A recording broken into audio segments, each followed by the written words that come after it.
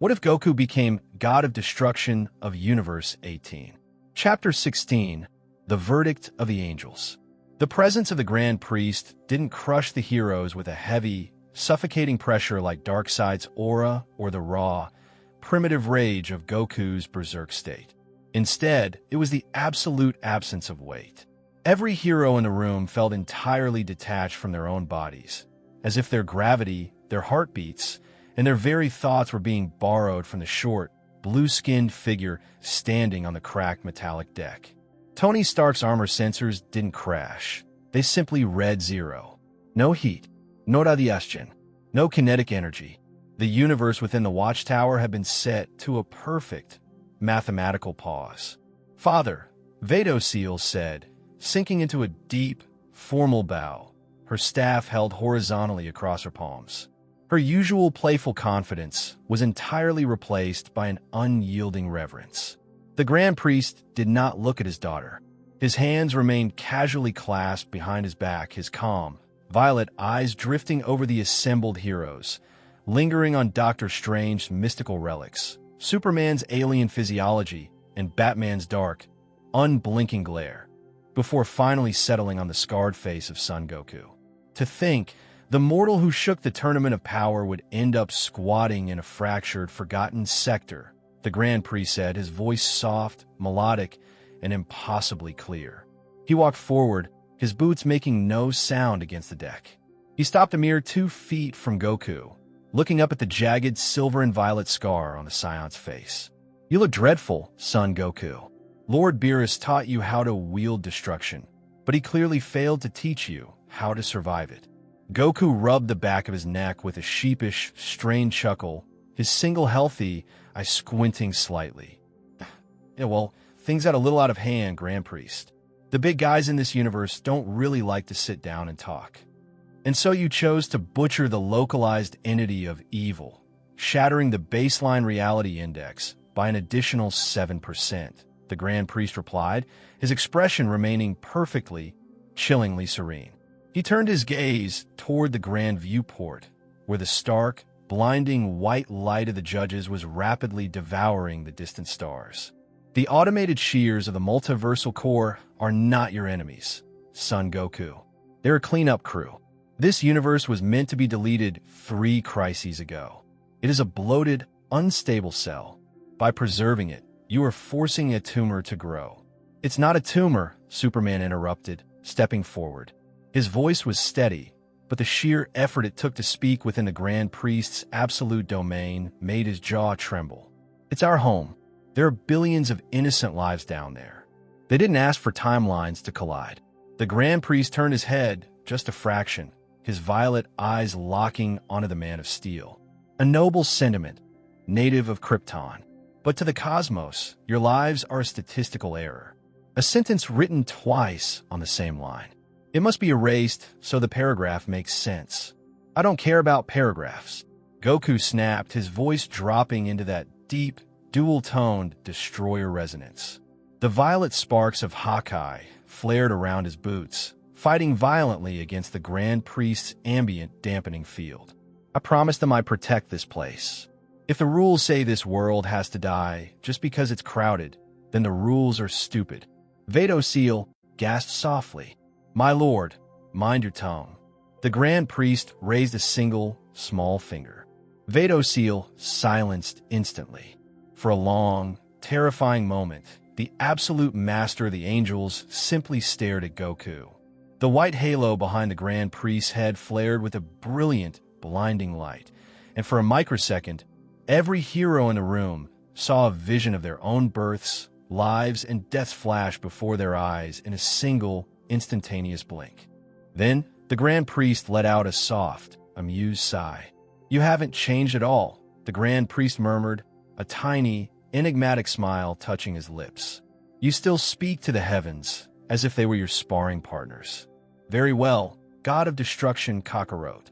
If you wish to claim this tumor as your garden, you must prove you have the strength to prune it without destroying the soil." The short figure turned back toward the white doorway he had emerged from. "I will temporarily suspend the execution protocol of the multiversal core," the Grand Priest stated, his voice echoing across the entire solar system. I will grant you exactly 24 hours of your Earth's time. Goku blinked. 24 hours? To do what? The judges will cease their erasure of Sector 2814 for that duration, the Grand Priest explained, stepping into the white light of the portal. But they will not leave. They will wait at the borders of your system. If you cannot find a way to stabilize the dimensional fractures of Universe 18, if you cannot force these colliding timelines to fuse into a single, cohesive reality, then the shears will fall. And not even your Hakai will be able to stop them.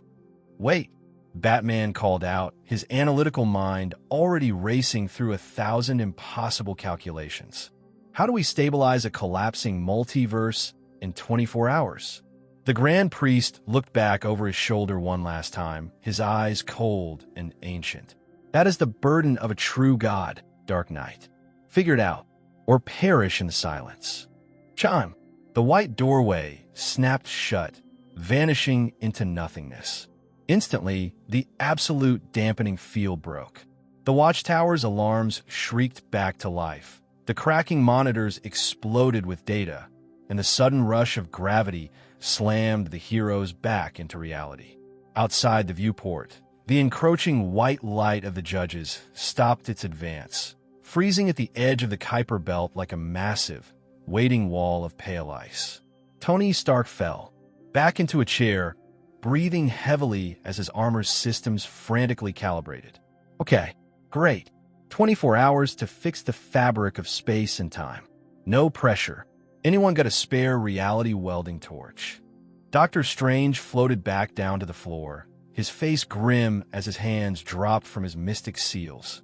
It's worse than that, Stark. To fuse these timelines, we don't just need a machine. We need a conceptual anchor. Something, or someone, who exists across every fractured reality simultaneously. Goku stood by the window, his scarred face illuminated by the distant, frozen light of the judges. He didn't look scared. He looked at the silver and purple sparks still dancing around his fingers, his jaw tightening as he turned toward the League and the Avengers. We need to find the center of the zipper, Goku said simply. And I think I know exactly where to look. End of Chapter 16. Chapter 17, The Anchor and the Antics. The countdown was ticking, but the mood on the Watchtower Bridge had shifted from paralyzing cosmic dread to a frantic, highly caffeinated scramble. Tony Stark and Bruce Banner were huddled over a holographic projection of the multiverse, their faces illuminated by the neon blue light of complex algorithmic equations. Standing right between them, completely ruining the serious scientific atmosphere, was Peter Parker. Okay, so let me get this straight, Peter said, pointing a web shooter at a particularly jagged dimensional fracture on the hologram. We have 24 hours to stitch reality back together. The cosmic scissors are waiting at the edge of the solar system, and our best bet is to find a conceptual anchor. Are we sure we can't just use a really big roll of duct tape? Because I know a guy. If duct tape could fix a localized reality index deviation of 7%, kid, I would have franchised it by now, Tony muttered, not looking up from his interface. We need something that resonates across every single overlapping timeline, like a tuning fork, but for existence. Did someone say forks? Deadpool materialized out of thin air, leaning heavily over Tony's shoulder. He was wearing a makeshift apron over his red suit that read "Kiss the Cook," or "Don't, I'm not your boss," holding a spatula in one hand and a half-eaten chimichanga in the other. Because if we're doing a cosmic potluck before the big erasure, I brought the noise and the boys. Also, quick question for the silver-haired angel lady. Wade pointed the spatula at Seal, who was watching them with a look of quiet amusement. If the universe gets deleted, do my streaming subscriptions carry over to the next reality? Because I'm not paying for another premium tier if I can't watch the next season of my shows. I am afraid the multiversal core does not retain digital media assets. Wade Wilson, Seal replied smoothly, her staff lightly tapping the floor. Though your resilience to non-existence is theoretically fascinating. See? She gets it, Deadpool said, taking a massive bite of his chimichanga. He turned to Goku, who was sitting on a crate nearby, effortlessly devouring a mountain of leftover tacos with one hand while stretching his legs with the other. Hey, boss man, love the new look. Very Phantom of the Opera meets Galactic Tyrant. It really pops. Chicks dig the scars, you know. Goku swallowed a mouthful of food, laughing heartily despite the thick silver and violet scar tight across his jaw. Huh, thanks, Wade. It still stings a bit when I laugh, but at least I can chew on both sides now. Priorities. Batman's voice cut through the room like a localized blizzard. He walked up to the central console, his dark cape sweeping over the floor. Goku, you said you knew where to look for the center of the zipper. Explain. Goku wiped his mouth with the back of his hand, his expression softening as he looked out the viewport. The white wall of the judges was a stark reminder of the time they had left. When I was fighting Darkseid, right at the end when I used the Hakai, I didn't just feel his power. Goku explained, his voice grounding the room. I felt the places where our worlds are pinned together. There's a spot where the energy isn't moving. It's perfectly still, like the eye of a storm. And there are people there. Strong people. People who belong to both sides of this mess. The epicenter of dimensional convergence, Dr. Strange added, floating down with his arms crossed inside his cloak of levitation. If we can channel Goku's divine destruction energy through a localized, mystical, and technological matrix at that exact coordinate, we might be able to force the timelines to fuse permanently. But who is at that center? I can tell you exactly who. A powerful melodic voice resonated from the entrance of the bridge. The doors slid open, and Diana of Themyscira stepped onto the deck. She was flanked by Jean Grey, whose eyes were humming with a faint, contained golden radiance, the quiet remnants of the Phoenix Force resting beneath her consciousness.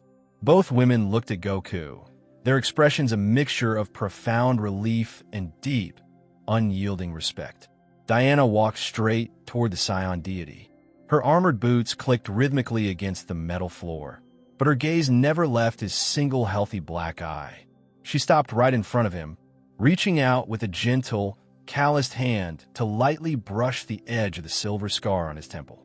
"You return to us," Diana whispered, her blue eyes reflecting a warmth that seemed to push the freezing temperature of the room away entirely. "When the red void took you, I feared the warrior we knew had been lost to the mantle." Goku smiled, a genuine, soft expression that entirely transformed his battle-hardened face. He didn't pull away from her touch. "It was close, Diana, but I heard you guys. Even when everything went black, I could feel the spark of this world. I couldn't let it go." Jean stepped up to his other side, her psychic presence washing over Goku like a soothing wave of summer heat. She didn't need to read his mind to know the burden he was carrying. The raw power radiating from his skin was a language she understood all too well. "The cosmic balance is a fragile thing, Goku," Jean said, her hand resting on his shoulder. A tiny spark of golden energy danced between her fingers, harmonizing with the faint violet sparks of his Hakai. "But you aren't alone in holding it up anymore. If the heavens want to erase this world, they'll have to go through the gods and the mutants." "Oh, smell that?" Deadpool loudly whispered to Peter, leaning in close. "That is the distinct, intoxicating aroma of a high-stakes, cross-franchise romantic tension. We've got the Amazonian goddess, the Omega-level cosmic firebird, and the multiversal monkey king. It's a throuple made in editorial heaven." "Wade, please, I am begging you to read the room," Peter groaned, pulling his mask down over his face to hide his embarrassment. "They're trying to save the universe, and you're treating it like a reality TV finale. Hey, if the world ends in 20 hours, I'm dying with my ships intact, Spidey." Goku stood up, the presence of Diana and Jean giving him a renewed surge of energy. He looked at the gathered heroes, the tired slouch completely gone from his posture. "All right, everyone," Goku said, his voice echoing with that dual-toned, authoritative ring that made even Batman pay close attention. "We have a job to do. Tony, Bruce, Strange, get whatever machines and magic stuff you need ready. Diana, Jean, you're with me. We're heading straight to the center of the zipper." "And where exactly is that, Lord Goku?" Seal asked, her staff glowing with readiness as she prepared to transport them. Goku grinned, his single eye flashing with determination. An island that shouldn't exist, right between the shifting borders of Genosha and Themyscira. Let's go show these judges what happens when you try to prune a garden that's ready to fight back. With a brilliant flash of blue, violet, and gold light, the vanguard of Universe 18 vanished from the watchtower, leaving the remaining heroes to brace for the final hour. What if Goku became God of Destruction of Universe 18? Chapter 18, The Eye of the Collision. The transition was instantaneous. One moment, they were standing on the cold, sterile metal of the watchtower. The next, the air was thick with salt, ozone, and the metallic tang of blood. The island was a nightmare of geography. To the left, lush, Mediterranean vegetation and white marble columns jutted violently upward, glowing with the faint magical aura of Themyscira. To the right, the ground was a jagged wasteland of gray volcanic rock and twisted, high-tech debris, the shattered remnants of Genosha. Where the two halves met, the reality didn't just blend, it screamed. The air shimmered with a violent, static friction, turning the sky into a swirling vortex of violet thunder and green mutant energy.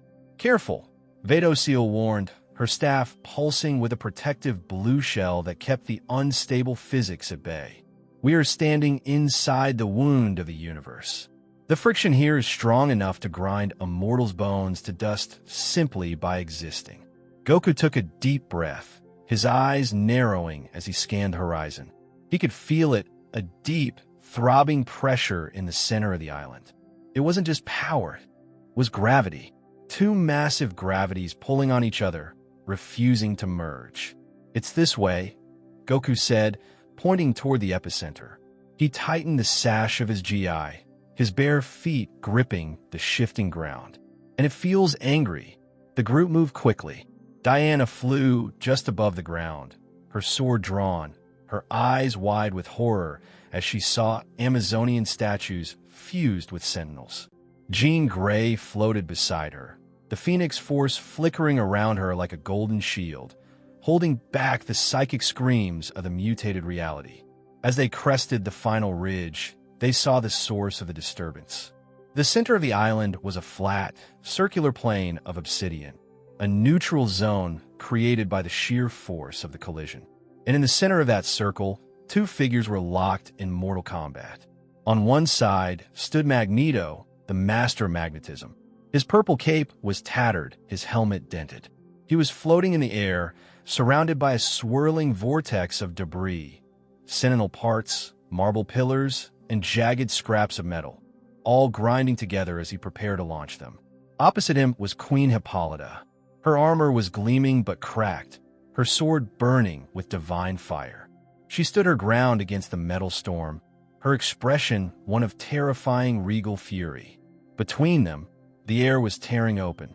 A massive, jagged rift was expanding with every punch they threw, every magnetic pulse they deflected. "You intrude upon the sanctity of my people," Hippolyta roared, slashing her sword through a flying chunk of Genoshan steel. "Leave this island, mutant. Your island is bleeding into my home." Magneto shouted back, his voice amplified by his powers. "I will crush this rock to dust before I let your reality overwrite the existence of my people." "They're fueling it," Jean gasped, clutching her head. "Their conflict, their absolute refusal to yield, it's acting like a wedge. They're keeping the timelines apart by fighting. If they keep that up," Seal observed calmly, "the rift will expand and consume the solar system in approximately 12 minutes. Goku didn't hesitate. He vanished. Instantly, he reappeared between the two legendary figures, right in the path of the oncoming storm of metal. He didn't dodge, didn't block. He simply caught a massive, twisted steel beam hurtling toward him with one hand, stopping it dead in the air with a dull thud. The sudden silence was deafening. Magneto and Hippolyta froze, their eyes locked on the scarred man in the orange GI standing between them. "Hey!" Goku shouted, dropping the steel beam. He grinned, though the silver scar on his face made the expression look feral. Can you guys keep it down? I'm trying to save the world here. Get out of my way, stranger, Magneto hissed, raising a hand. The debris around him trembled. I do not know what god you serve, but I serve the god of destruction, Goku interrupted, his voice dropping an octave. The air temperature plummeted, and right now, he's telling you to cut the crap. Before Magneto could react, Goku moved. It wasn't a teleport, it was pure speed. He was in front of Magneto in a nanosecond, grabbing the mutant by the collar, then vanishing and reappearing instantly in front of Hippolyta, grabbing her armored shoulder. Then, with a thunderous boom, Goku slammed the two of them together face to face. Listen to me, Goku barked, his eyes flashing with divine violet light. The universe is broken because you guys are pushing too hard against each other. You aren't enemies anymore. You're the Stitch. Hippolyta looked at Magneto with disgust. Magneto looked at Hippolyta with burning hatred. We will never bow to. I didn't say bow, Goku roared, shaking them both. The sheer force of his grip cracked the ground beneath them. I said you're stitching. Tony and Dr. Strange are building a net to catch the timelines, but we need an anchor to tie it to. That anchor is right here. He pointed to the ground where they stood. Goku pointed at Magneto. You control metal and force. You represent the rigid structure that needs to hold. He pointed at Hippolyta. And you have magic and will. You represent the spirit that needs to bind it. He looked them both in the eye.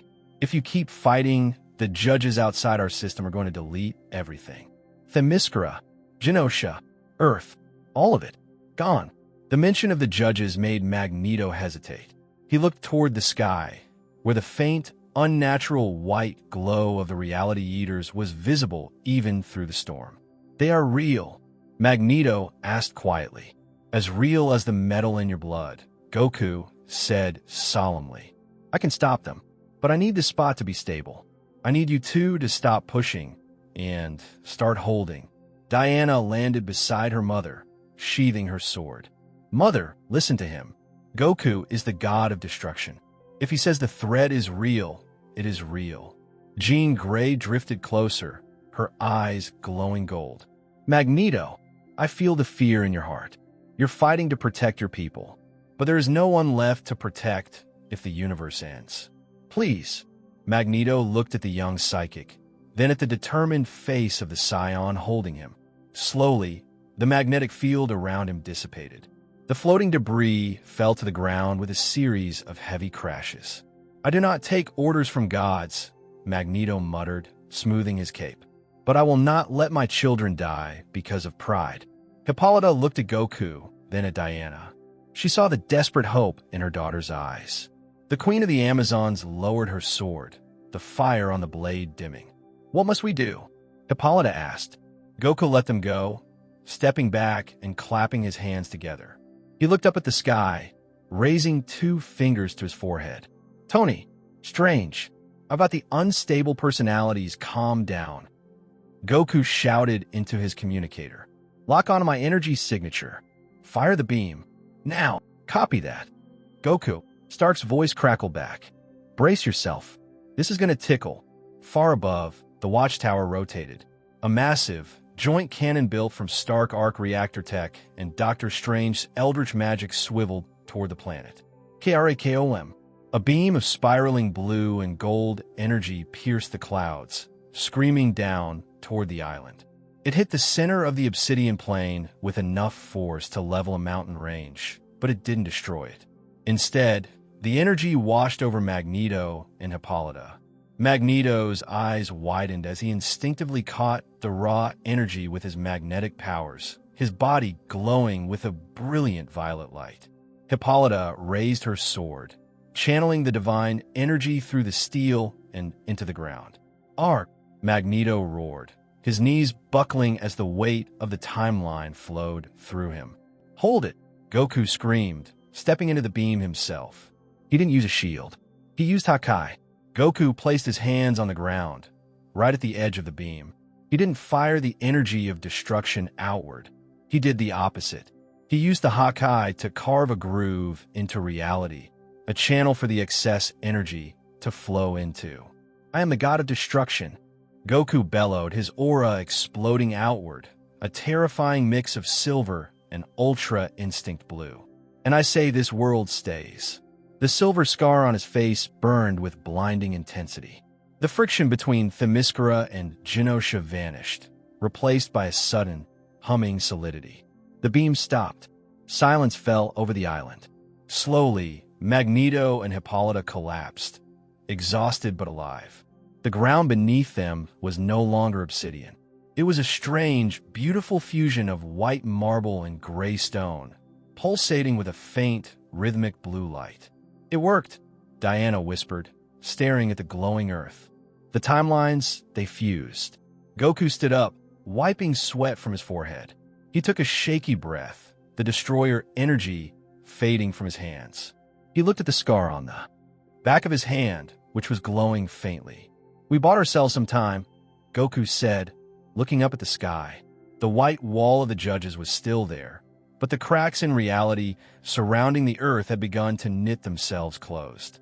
But the big guys outside just saw exactly what we did. Far away, in the cold void at the edge of the solar system, the obsidian armor of the three judges shifted. Anomaly status stabilized. Countermeasure escalation. Primary threat targeted. The center judge raised its spear. The white eye on its faceplate flared brighter than a supernova. "They know where I am," Goku said, his voice hardening. He looked at Vadoseal, Diana, and Jean. "I have to go draw them off." "Goku, you can't fight all three of them alone," Jean said, stepping forward, the phoenix flare returning. "We're coming with you." "No," Goku said, shaking his head. A small, confident smirk returned to his face, a look that hadn't been there since before Darkseid. "If I go to them, they'll chase me. It's what destroyers do. We're the bait." He looked up at the sky, raising 2 fingers to his forehead once more. His eyes narrowed, his aura beginning to hum. "Besides," Goku whispered, "I have an old friend I need to borrow some energy from." With a sharp cracked sun, Goku vanished from the island, leaving the heroes of Earth to watch the sky, praying the god of destruction could survive what was coming next. End of Chapter 18.